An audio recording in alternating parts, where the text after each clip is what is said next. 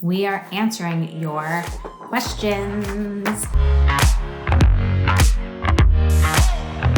What makes me qualified to answer these questions, you may ask? Nothing. No, I'm just kidding. Hi everyone, I'm Jackie Bauer and I'm really excited to be here today. I have been in the hair care industry for about 20 years now. Seems like a really long time. This is the first time that I'm going to see these questions. I really hope that I can answer them thoroughly, and I hope you learn a lot. So here we go. Question number 1. Can scalp psoriasis cause hair loss? The answer is no. Psoriasis itself cannot cause hair loss. However, the act of scratching and itching, tons of medicated shampoos that we use to combat psoriasis, those things over time can cause hair loss. But psoriasis itself, the skin condition, generally does not cause hair loss. I too suffered from serious scalp psoriasis to the point where I was getting shots in my head. And I said to myself, there has to be a reason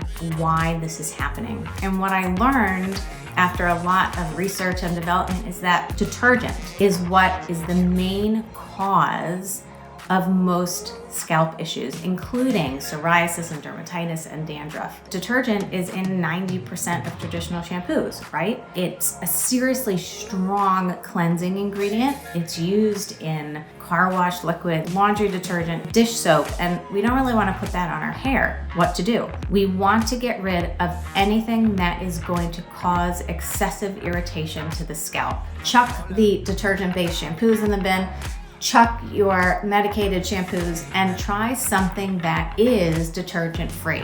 That is not going to exacerbate an already irritated scalp.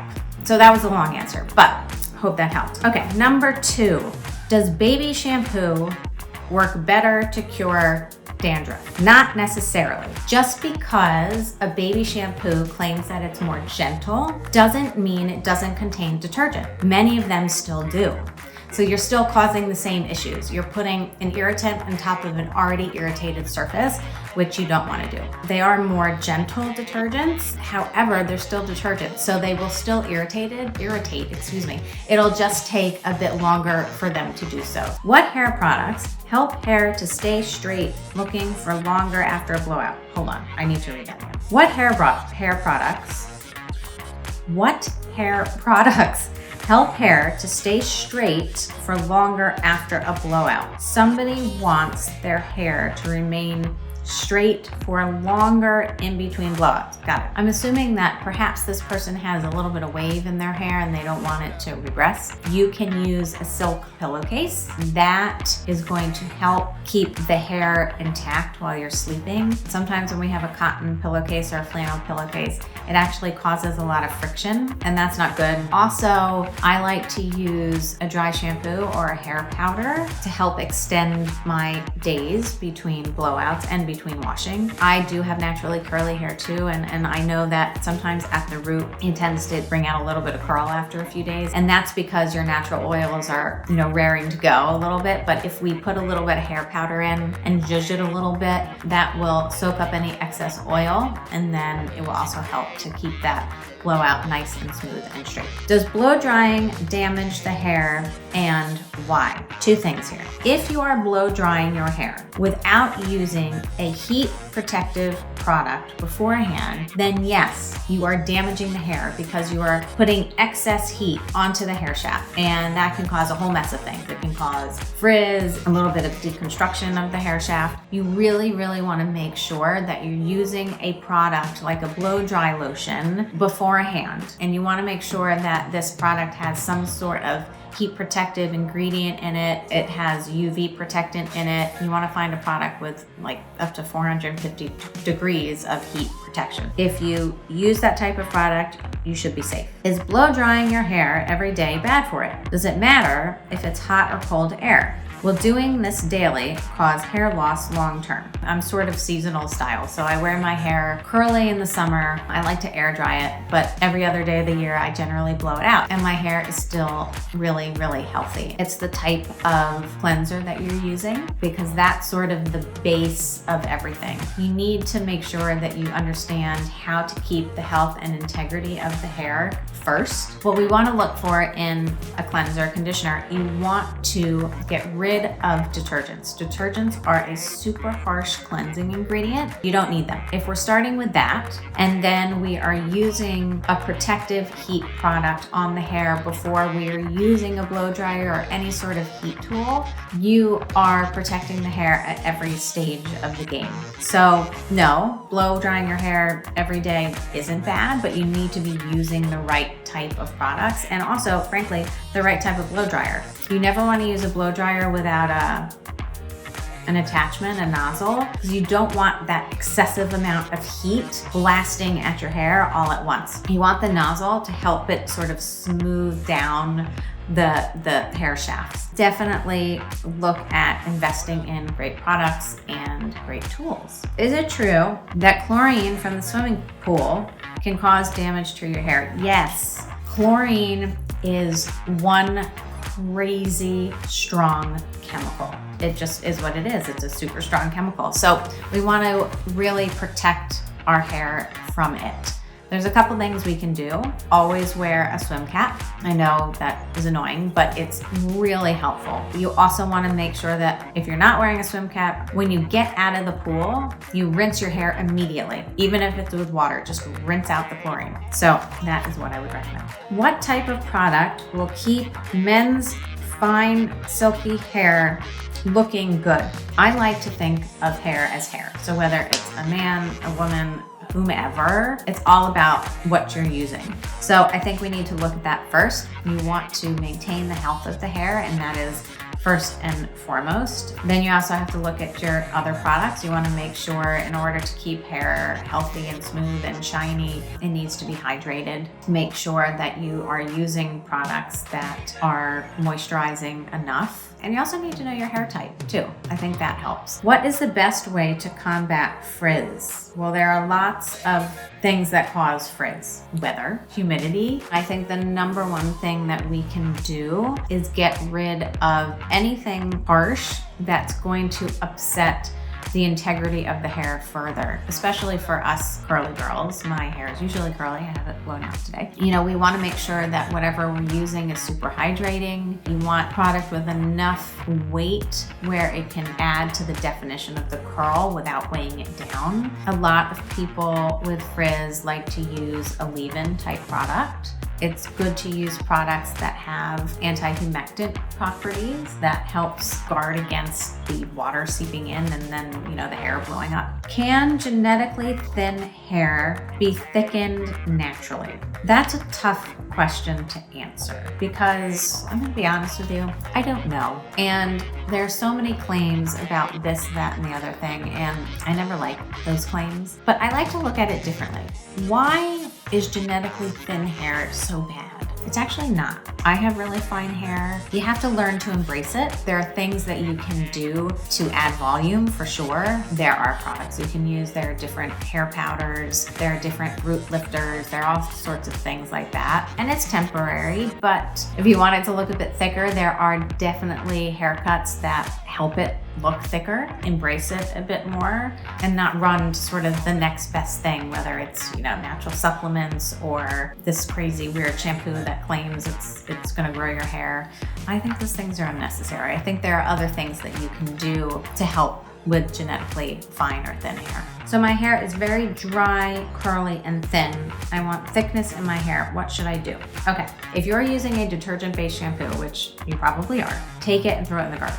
Take your conditioner and throw it in the garbage. You need to find a detergent-free cleansing product that is gonna clean your hair without drying it out. You want a product that's not gonna irritate, that doesn't have silicone in it, that is able to clean gently and safely, that also has conditioning, moisturizing, hydrating ingredients in it. I know people get a little bit nervous when your hair's thinner. but that's really gonna help to give it some volume, and you'll see that once your curls are more defined, they sort of stick together as a team. Start there. Get rid of anything that is causing havoc on the hair fiber itself and the scalp. What happens if you stop using shampoo on your hair for a year? Congratulations, good job, well done. It's actually okay. You can get clean hair without using shampoo or traditional shampoo. There are fantastic ingredients and essential oils like aloe vera, peppermint oil, jojoba seed oil, sunflower seed oil. There's some amazing natural ingredients, essential oil based, that do the job of those harsher cleaning ingredients, but they do it gently and sometimes more effectively. I am all for stopping shampoo for a day, a week, a month, a year, 2 years, whatever it is, to find something more gentle. Why is it necessary to apply conditioner after shampoo? Good question. Shampoo companies created conditioner for one reason, and the reason was for it to act as a Band-Aid for the damage that shampoo caused. So, after we shampoo with traditional shampoo, our hair is poofy, feels kind of gritty in the shower. You can't walk out of the shower and style your hair like that. It's just not gonna happen. You're not gonna get a brush through it. It's not gonna look really pretty. Companies had to create a product to combat those issues. And so conditioner was born. What conditioner is, moisturizing ingredients plus a lot of silicone. And the silicone gives a false sense of smoothness and silkiness and shine, because silicones in a washing product really stay on top of the hair shaft. We don't really want that in a washing and conditioning product necessarily. Conditioners are as unnecessary as shampoos if you are using the right type of replacement. Is human hair different from animal hair? Yes. Human hair never stops growing. Animal hair, on the other hand, stops growing at a certain point. Human hair tends to be the same texture sort of all around, whereas with animal hair, it's normally a coarser texture on top and then you've got a softer texture on the bottom. Are there heat protection products which are specifically designed and or formulated for blow drying human hair and can be heat resistant? Yes, and you want to look for a styling product or a heat styling product that calls out heat protection, UV protection, protection against heat styling products. And that's because heat styling, whether it's blow drying or flat ironing or curling iron, it does do damage to the hair. And so you want to put in a product on the hair before you are styling that will protect against it. And typically you want to look for protection that's up to 450 degrees. And I always recommend it for anyone heat styling because that is going to be your base before you use any hot tool. What are the best hair products to prevent hair breakage? That's a good question. I think it goes back to overall hair health. Let's look at what we're using at the start, what we're cleaning our hair with, what we're conditioning our hair with. And also, I'm sure you've heard people say this, but what goes in the inside is what comes out. There's so many different factors. There's the products that we use, there are environmental stressors, health stressors, the food that we eat. We want to try to be as healthy as we can, of course. To me, I think the most important thing to start with, the base, is looking at what you are using in the shower.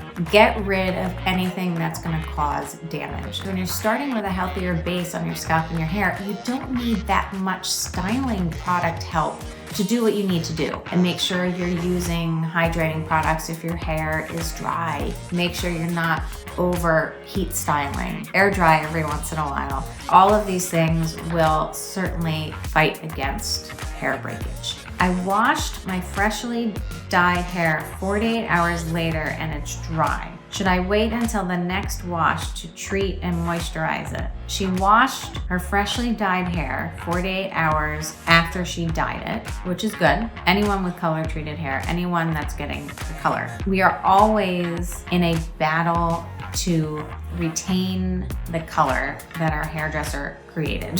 What is the bottom line? We're always trying to find ways to keep the color longer. I know I've been stressing this point, but it's super important.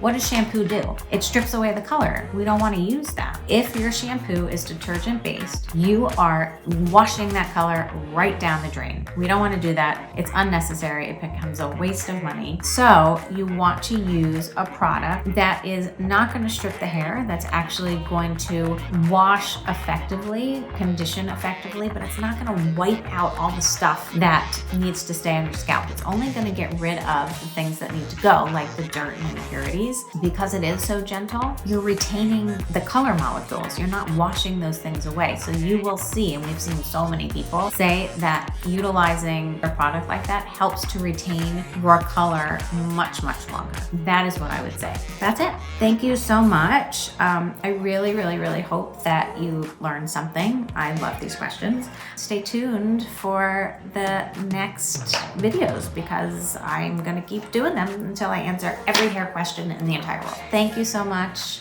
It was so much fun, and we will see you next time.